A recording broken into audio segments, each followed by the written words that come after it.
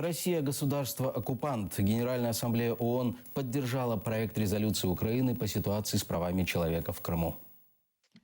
В Нью-Йорке в Генеральной ассамблее ООН собрались представители 172 стран. На повестке дня допуск миссии ООН в оккупационный Крым, осуждение массовых нарушений прав человека и запрета Меджлиса.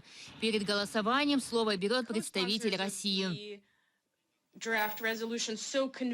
Мы уверены, что многие украинцы предпочли бы жить как жители Крыма, в мире, экономическом развитии и социальной защите. Такая сейчас ситуация в Крыму. Позицию России поддержали Беларусь, Армения, Казахстан и Узбекистан. К ним присоединились сателлиты Москвы вроде Зимбабве, Венесуэлы и Сирии. Из европейских стран оккупацию поддержала Сербия. Китай отметил, тема нарушения прав человека на полуострове политизирована. Мы против политизации вопроса защиты прав людей. Мы будем голосовать против проекта резолюции. Эта резолюция якобы призвана решить проблемы, а напротив усугубит ситуацию в сфере защиты прав людей. На стороне Украины Соединенные Штаты, Канада, все страны Евросоюза и Япония. Киев получил поддержку и от стран, которые сами испытали вмешательство Москвы. Это Молдова и Грузия.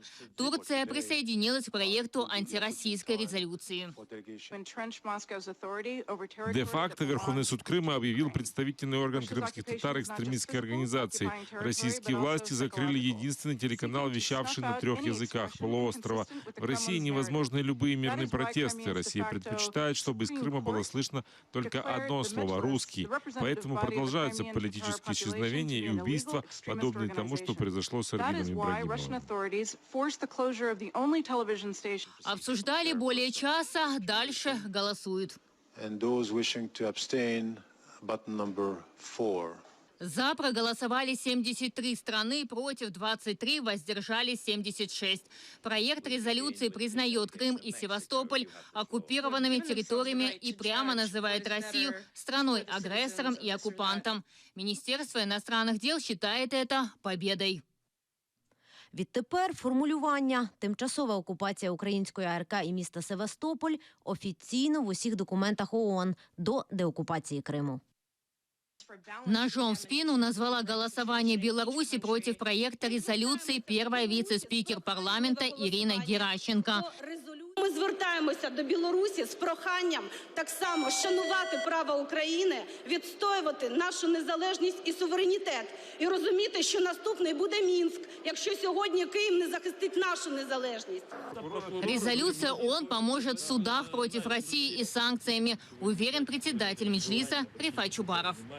Эта резолюция теперь уже очевидно, она станет центральной резолюцией, на основе которой, в общем-то, можно уже выстраивать шаги, связанные с возвращением территорий и освобождением людей, которые находятся под гнетом российской оккупации. Саму резолюцию планируют утвердить в середине декабря на пленарном заседании Генеральной ассамблеи ООН. Эльвина Сидбулаева, Роман Спиридонов и Эдам Сидалиев. Заман. АТР.